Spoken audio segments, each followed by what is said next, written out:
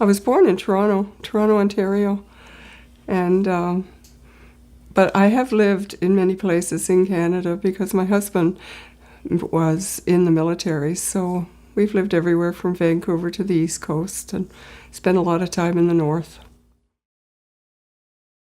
I was about 6 when I used to play with the play with the mats. Well, it's my mother and her sisters, or my mother's family in the Toronto area. They were from Markham, Unionville, which is just a short distance out, and they were on the farm. And all my mother was a tailor, and her sisters were expert seamstresses and embroiderers, quilters. They did all the handwork, and I can remember like going home with her to her father's, my grandfather's farm, and hooking mats was something that you needed to do because they were very utilitarian, the same as the quilts were, because you needed them for the floor. And there was always a mat on a frame, a very primitive pieced together, clamped together, 4 pieces of wood with the mat on it by the wood stove. And in the evening, that's what just about everybody would do, even the boys, the young boys, the girls, and of course the mother, she'd work a bit on the mat. Well, I think you learn to reuse because you can't run to the store. So if you do have a piece of fabric that you could possibly do anything else with, you don't throw it away. I saw them using everything from old woolen underwear that they would try and dye with turmeric, perhaps, to get the yellows or whatever, and then the men's work pants, cotton, wool, whatever was available. Whatever wasn't good enough to go into a quilt went into a mat.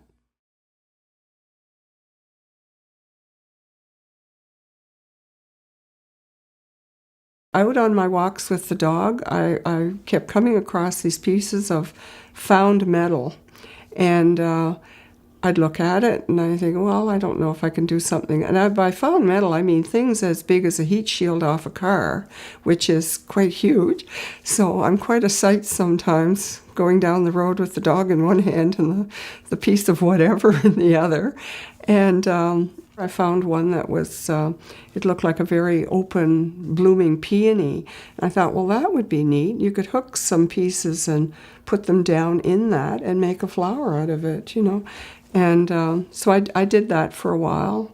I would work with the metal, and then I went on to sculptured pieces. There was an art show in Verchois that they'd put a call out for artists to take part in, and I made a raven out of chicken wire, and then I hooked into the chicken wire and made a beak out of leather, and so it just keeps evolving.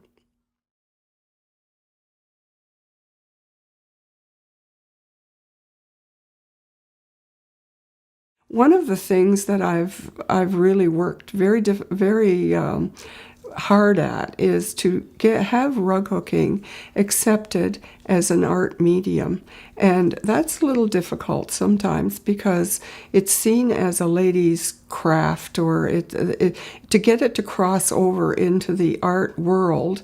There's no question in my mind it's art, and there's no question in all my friends and my acquaintances' minds that it's art. And just to subtly, to progress towards this, I also, in another life or in another chapter, I am a watercolorist. I was always invited to the art shows because of my watercolors.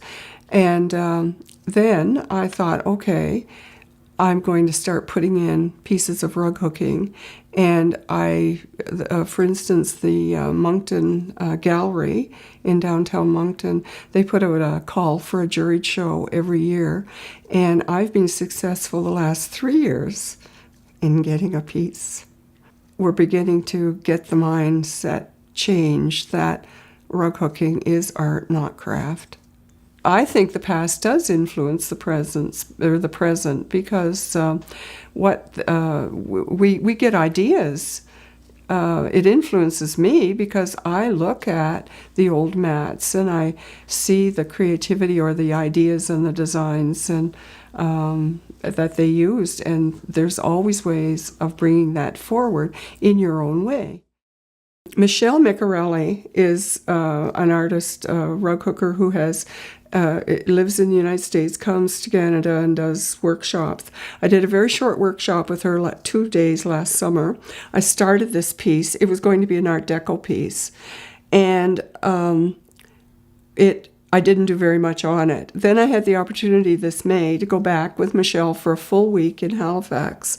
And what it has evolved into, you can see all the lines. This is what I'm talking about when I say that what I start with is not what I end with.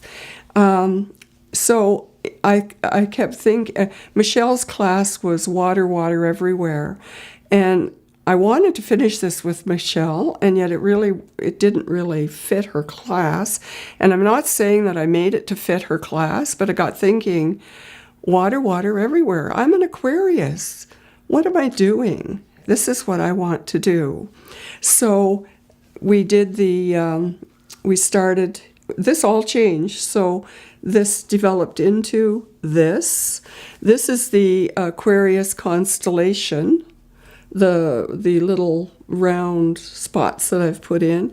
And then the way it's going to be finished is this, as you can see, you've got sort of orbit lines. So this is all going to be orbit lines, and the colors are going to, it's going to be quite dark to hit this light, for the contrast, but this is going to evolve up. These colors are going to evolve.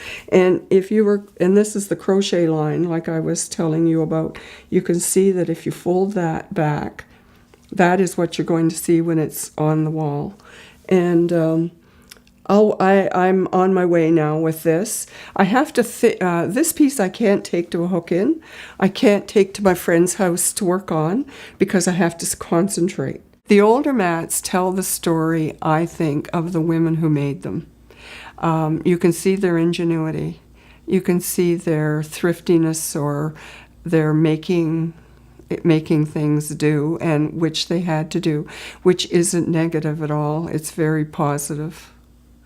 I would say there are no rules. And I know that we get very caught up in that, like, use a certain size, use a whatever. Use a certain size of, or one size of strip is better than the other.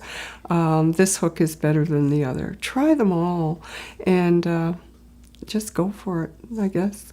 And and at least I know that there are many that are very more comfortable with patterns, and there are beautiful patterns. The patterns are beautiful, and the people that are creating them, the ladies or the men that are creating them, they're marvelous. They're lovely. But just try one without a pattern. Just try something, even if it's sit and do hit and miss. Like, pick up your bag of strips and play.